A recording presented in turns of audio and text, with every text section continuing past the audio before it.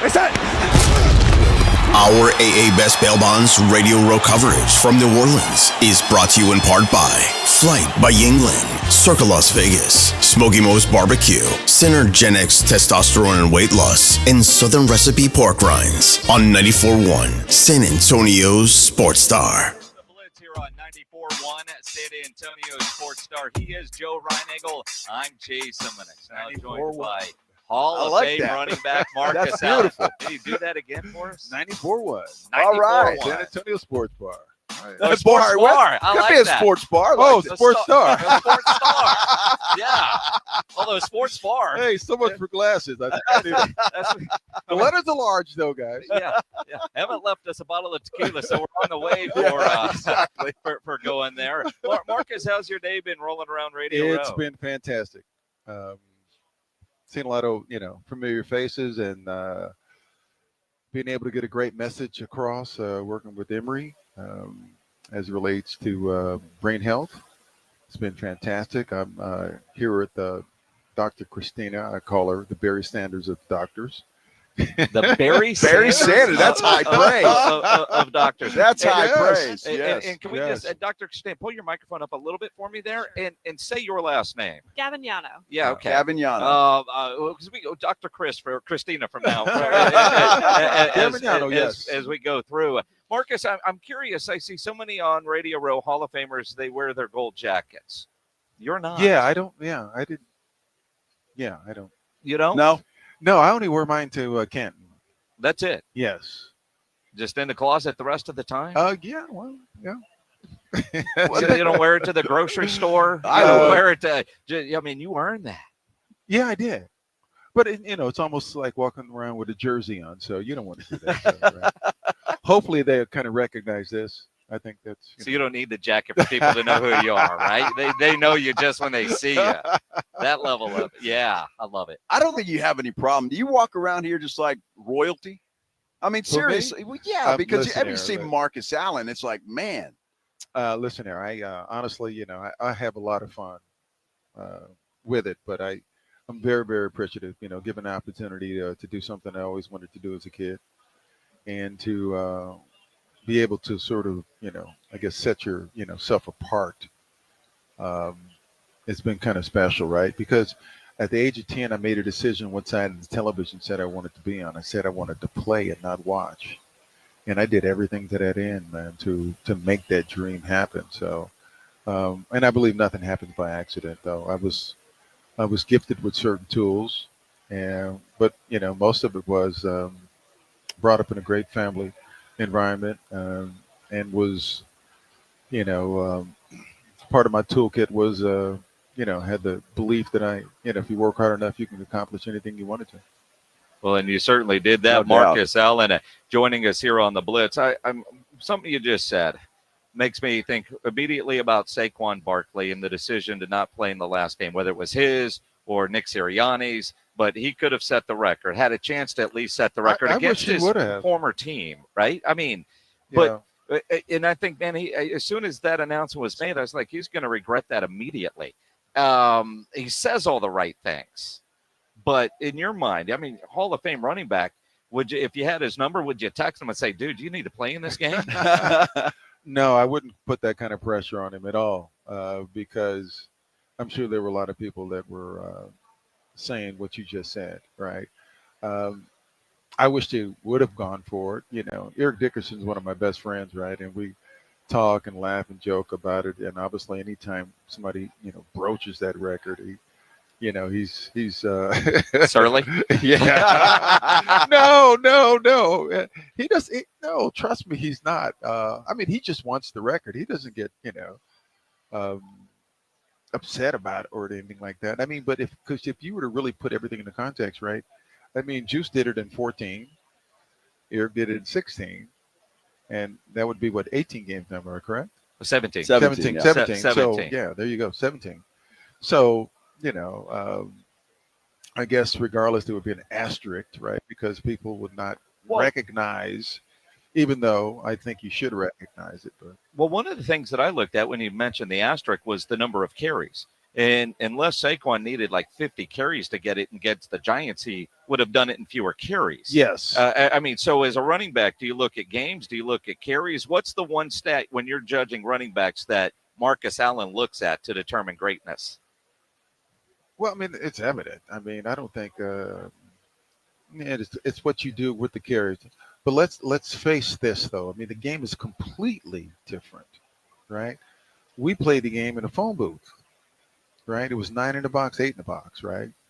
They're almost playing in nickel coverage darn near every single time. And our linebackers weigh 245 at the very least, right? I mean, I played against some guys who were 255, 260 at linebacker, right? So, and now you have really sort of glorified safeties coming down in the box, getting smothered up by big 300-pound linemen. It's a lot easier, dude. Especially when you have, I'm not taking away, and I love these guys. First of all, I'm just saying it's different, right? I'm not saying who's better or worse. I'm just saying it's different. The game is completely different, right? I remember even on third down when we played, right, they bring in a nickel package, and we run the ball on 3rd and 10. And if it was 3rd and 10, we get a first down because they got smaller guys in there. Everybody's looking for the pass. It's just different. You know what I mean? Well, the game has become less physical. I mean, obviously with the rules and all of that I'm stuff. not even going to go with the physicality. I'm just saying the style. Yeah. It's different. And, you know, and if you listen here, taking nothing away from the running backs, I think, especially I love Heisman Trophy winner, King Henry, love him, right? Love Saquon, got a chance to meet him this offseason and talk to him and stuff like that. Thought he was fantastic and stuff like that. But in this style, it is certainly easier, right? If you got Jalen Hurts and you got Lamar Jackson. Oh, yeah. If you want to put another quarterback that can't run back there, how effective, you know. Kind of like what Micah Parsons said today. Had Derrick Henry ended up in Dallas, he would not have had the same kind of year. Well, it a lot depends, but yeah, I mean, if you have a quarterback that's an actual dual threat, it opens up things for everybody. Dude. It's almost a college style offense in the NFL really, now, it right? Really is, yes. Yeah. Well, you know, the running back position there for a while was diminished. I can't believe I actually said sports bar. That's all right. it was the tequila bottle over there. I just looked at that one more time. Oh my God, that's what it was. Yes. I don't drink either. I don't drink. You know. Yeah, Emmitt Smith left that for us. So, but the running back position was almost diminished for a little while, and I think that Saquon and Derrick Henry have shown that it's a necessary position. Josh you need Jacobs. There's a yes, lot of yeah. The guys that actually, platoon at Detroit, fantastic. Yeah, I mean, so, a lot depends on teams and styles and what you kind of, what you have. It's been greatly exaggerated. I mean, again, the game has changed. We're in a league that throws the ball. When I came in, they threw it an average of maybe 21 times max. Right now, they throw an average of, I don't know, 40. Yeah. 50. I mean, it's different, It is crazy. You think about Super Bowl champ, Heisman Trophy, Super Bowl MVP, everything that you've done in your career and your style and in the era that you played in. And sometimes when you talk to, basketball players from the 90s or the 80s and they look at the game today and they say, man, those guys couldn't have played when I did, and I don't know if I could play in this. We had this argument about basketball. I'm going like, are you kidding me, dude? You can't hand check. You barely can't touch a guy. And I remember when MJ was playing, when he first came on the scene, boy, Detroit just damn near killed it. Yes. It's crazy. And I'm talking about, and none of them got kicked out of the game. No. and today, all those would have been flagrant today. All right, come on. Okay. All right, let's transition into Emory. Yeah. All right. Well, we could. Well, yeah, Yes. We are up against the time wall. Tell us about what you are doing with Emory. Well, they're the leader in neuroscience and what is it? Really pharmacology. Pharmacology, therapeutics. and sports medicine. they've just done a fantastic job. We're just trying to bring awareness to and hopefully create solutions that will impact guys that experience, CTE or concussions. She will tell you that inflammation is like the number one, I guess, for negativity towards, guys having serious issues. And if we can reduce that, and what she's working on, I mean, she's, again, the Barry Sanders and stuff. I got to tell you what she's been doing, dude. She's done some amazing stuff. Go ahead and tell them what she's Tell doing. us, Dr. Tell us, Christina. yeah. Sure. So my PhD is in pharmacology and a master's in immunology. And what I've been focusing on is really blocking bad inflammation and promoting good inflammation across disease.